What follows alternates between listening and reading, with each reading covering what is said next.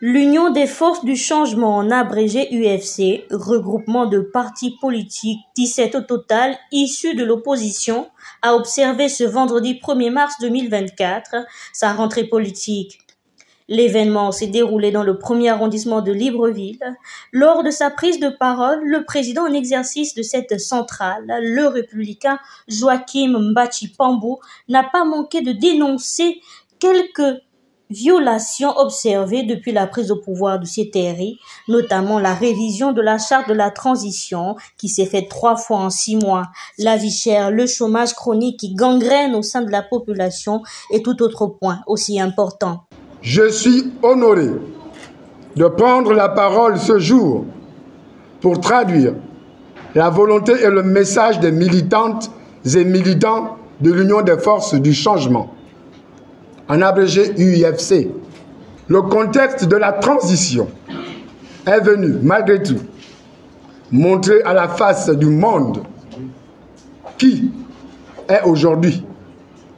Oui, nous découvrons honteusement de nos amis de l'opposition d'hier, avides de pouvoir et jusqu'aux boutistes, que tout ce bégaiement n'était rien d'autre qu'un problème de vente. Maintenant assis à participer à la gestion du pays, ces derniers ne reprennent que la copie du Parti démocratique gabonais, tant décrié, avec comme méthode le tribalisme, le népotisme, le clientélisme et le sectarisme.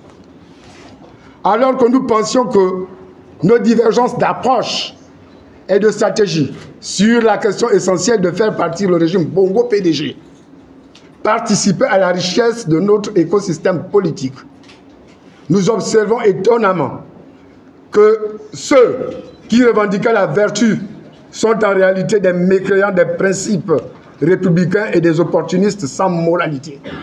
Oui, comment comprendre qu'à l'heure de la transition, la charte de la transition ait été modifiée 3 fois en l'espace seulement de 6 mois? Par ailleurs, il fallait également au cours de cette cérémonie qui a vu la participation de la présidente de l'UDS annoncer les couleurs du dialogue national prévu pour avril 2024. Ce grand rendez-vous sociopolitique s'annonce houleux et polémique du point de vue du fondateur de l'UFC. Il faut donc affûter les armes et proposer des solutions pragmatiques pour la restauration de la dignité du Gabonais lambda.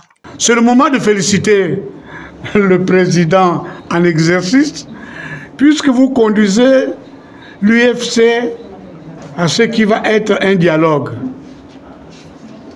Tout le monde a aujourd'hui le poil hérissé.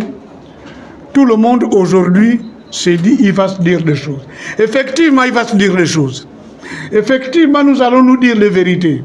Effectivement, nous n'allons pas à un dialogue où 3 pélés et 4 tondus viennent dire des choses pour qu'après on ouvre le débat. Il sera ouvert là devant tout le monde.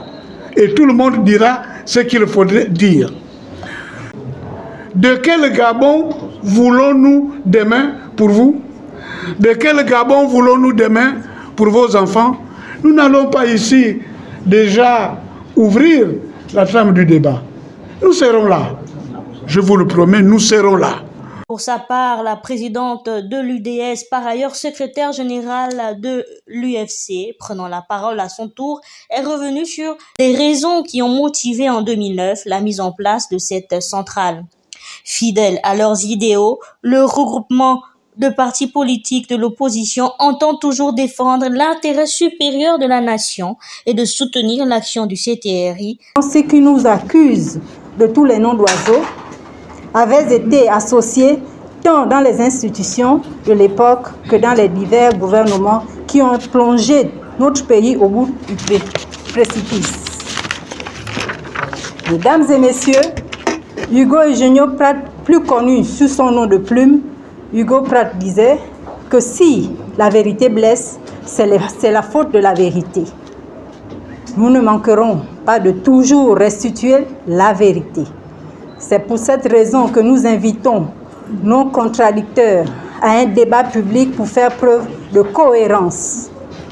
L'Union des forces du changement, un groupement politique composé à ce jour de 17 partis politiques de l'ancienne opposition, avait investi plus de 80 candidats aux dernières élections législatives et 58 listes aux élections locales et un candidat à l'élection présidentielle. Ceci est la preuve et le témoignage de notre ancrage et la matérialisation de notre ambition politique. Le Gabon est en train de se dessiner sous nos yeux de la façon la plus vicieuse pour pérenniser un régime que nous pensions agonisant le 30 août 2023 avec le coup d'État sans effusion de sang du CTRI. Au nombre des propositions de l'UFC, il y a la suspension du couvre-feu pour améliorer le climat social, la création d'une centrale d'achat en vue de nationaliser l'importation dans le but de lutter efficacement contre la vie chère, la gratuité de l'eau et de l'électricité, la création d'une allocation au chômage sont autant de points qu'entend défendre l'UFC au dialogue national.